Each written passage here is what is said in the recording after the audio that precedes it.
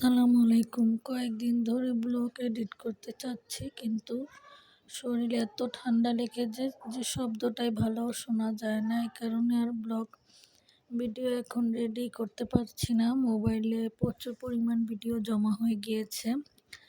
তো গ্যাসের সমস্যার কারণে কয়েকদিন ধরে ঠিকমতো রান্না বান্না করতে পারতেছি না। তো এই কারণে রান্নারও এরকম ভিডিও ছাড়াই হয় না। আজকে এমনই গ্যাসে বিরক্ত করেছে যে ভর্তা টর্তা দিয়ে দুপুরটা চালিয়ে নিয়েছি। তো রাত্রে রান্না করতে আসলে এনার্জি থাকে না। দেখা যায় সন্ধ্যার নাস্তা টাস্তা খাওয়ার পর একটু রেস্ট করতে মন চায়। তো আমি টমেটো ভর্তা, ডাল ভর্তা আর ইলিশ মাছ ছিল, লেস, এই ৩টা ভর্তা বানিয়ে সবাইকে খাবার দিয়ে দিলাম।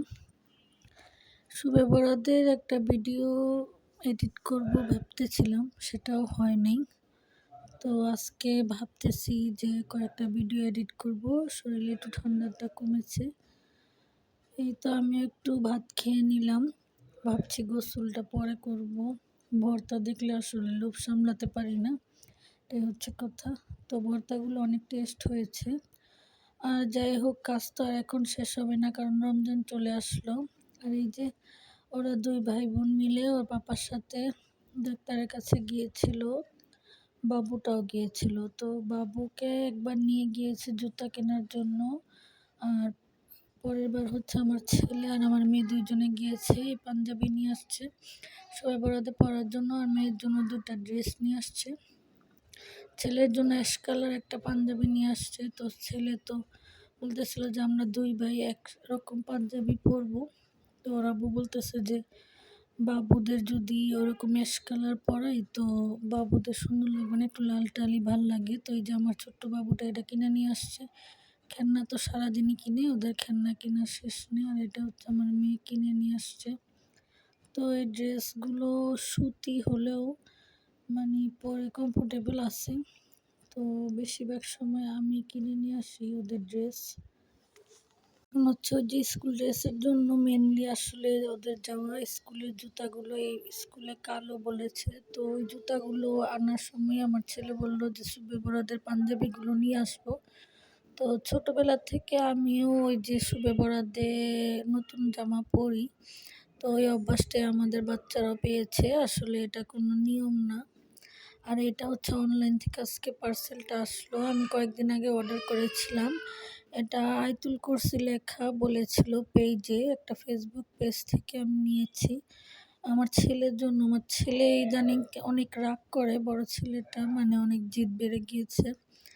তো এটা আমি ভাবতেছি ওকে পরিয়ে দিব। তো এসব পড়তেই চায় না, তাবিজ টাবিজ দিলেও রাগ করে। তো এটা একটু দেখতে সুন্দর লাগবে, এই কারণে এটা নিয়ে আসছি যে তাবিজ দিলে তো পড়বে না, এটা দিলে যদি পড়ে। আসলে ওর জিদ অতিরিক্ত বেড়ে গিয়েছে। এখন কথা বললেও দেখা যায় সবসময় রাগই করে, সবার উপরে রাগ দেখায়। আর আগের দিন রাত্রে আমি হালুয়াটা রেডি করে রাখবো। বুটের হালুয়াটা রান্না করতে অনেক সময় লাগে। এই সিদ্ধ করে নিয়েছি আর একটু লুডুস রান্না করতেছি। লুডুসটা খাওয়ার পরে এই হালুয়াটা রান্না বান্না করে রেখে দিব। তো হালুয়া তো আসলে রান্না করাটা গুনাহ বা দেওয়াটাও গুনাহ, সবাই যেটা বলে।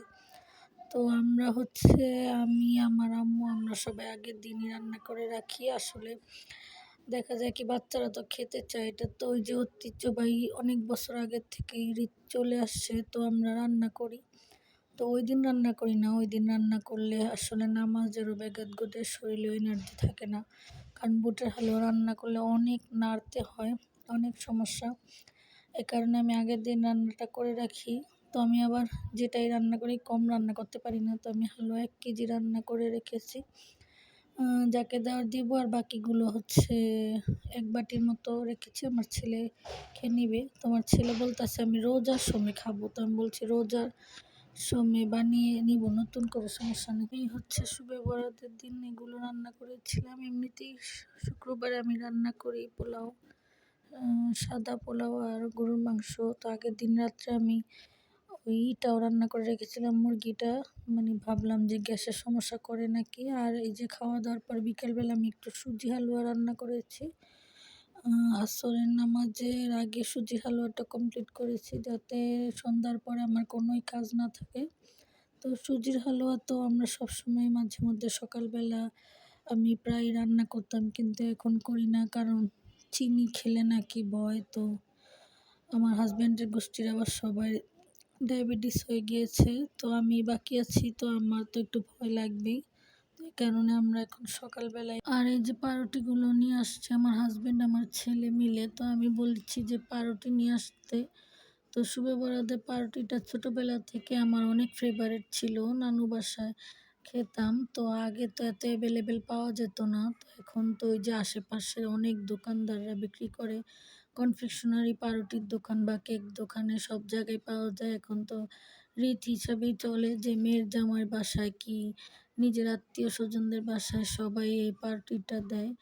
তো আমি একটা এই যে ক্রিমের পাউরুটি আনিয়েছি, এটা হচ্ছে আমার বাচ্চাদের জন্য আনিয়েছি, আর একটা হচ্ছে নর্মাল যেটা হালুয়ার সাথে খেতে। তো ওটাই সবাইকে দিব, আর ওই ক্রিমের যেটা ওটা আমার বেবিদের জন্য রেখে দিব। তো আমি একটু কেটে দিচ্ছি, কারণ ওরা তো দেখা যায় কাটতেও পারবে না, আবার নষ্ট করবে। তো আমি আসার আগে এগুলি কেটে দিয়েছি, আর এই 2 পিস আমার ছোট বাবুকে দিচ্ছি। তো ওরা তো খাওয়ার নাম নেই, শুধু দেখতেছে, আর ওই যে উপরে যে ছোট ছোট জিনিসগুলো ওটাকে চকলেট ভাবতেছে। তো আমি বললাম যে এগুলো ধরো না, আর তোমরা হচ্ছে ওই যে কেকের মতো, এটা আমি কেক হিসাবে ওদেরকে দিতেছি, যে দেখো কেক নিয়ে আসছে পাপা, এটা খাও। তো ওদেরকে ওরা ভাবতেছে যে এটা হয়তো কেকই, আর এটা হচ্ছে আমার ছেলে তারাবাতি নিয়েছে। তো ছোটোবেলায় তো কতই তারাবাতি জ্বালিয়েছি, তো ওইরকম শুভ বরাত তো এখন আর দেখা যায় না। আর এটা হচ্ছে আমার বাবার বাসার থেকে দিয়েছে, তো আমার বোন হচ্ছে এটাকে একটু সাজিয়ে দিয়েছে, দেখতে সুন্দরই লাগতেছে। আর আমার হাজব্যান্ড রাত 3টা বাজে এই চকলেট নিয়ে আসছে। ও বলতেছে তুমি না বললা যে চকলেট দিয়ে, তো ভালোবাসা দিবসের দিন উনি চকলেট নিয়ে আসছে, চিন্তা করেন আপনারা। এই হচ্ছে হাজব্যান্ডের অবস্থা। আর এই যে ওরা বাপ ছেলে মিলে শুভ রাতের পরের দিন হচ্ছে চোখের ডাক্তারখানায় গিয়েছে, তো ওদের চোখের অবস্থা অনেক খারাপ হয়েছে, তো আমি ওদেরকে পাঠিয়ে দিয়েছি। তো ওইখান থেকে আসার সময় যে খেজুর এক বক্স নিয়ে আসছে, তো এটা হচ্ছে ওই যে আমার হাজব্যান্ডের বন্ধু নাকি ওই যে সৌদি আরব থেকে এনেছে। তো খেজুরটা অনেক মজার ছিল, তো আমি হচ্ছে খুলতে চাচ্ছিলাম না, যে যেহেতু রোজা আসছে তখন খুলি। তো বাচ্চারা কি আর শুনবে, বাচ্চারা তো মানে খুলবে, ওরা খাক আর না খাক ওদের তো দেখতে হবে জিনিসটা কি, ইন্টারেস্টটাই হচ্ছে ওদের কাছে বড় কথা। তো এই তো খেয়ে দেখলাম মজাই হয়েছে, আমার বাবু তো কিছুই খায়নি, শুধু রান্নাটা নিতে ব্যস্ত। আর রাতে ওই যে ওর আব্বু ওদের জন্য এই খাবারগুলো নিয়ে আসে, প্রতিটা দিন রাত্রে খাবার নিয়ে আসে, আর এগুলো সকালবেলা স্কুলে নিয়ে যায়, আর হচ্ছে ওরা খায়।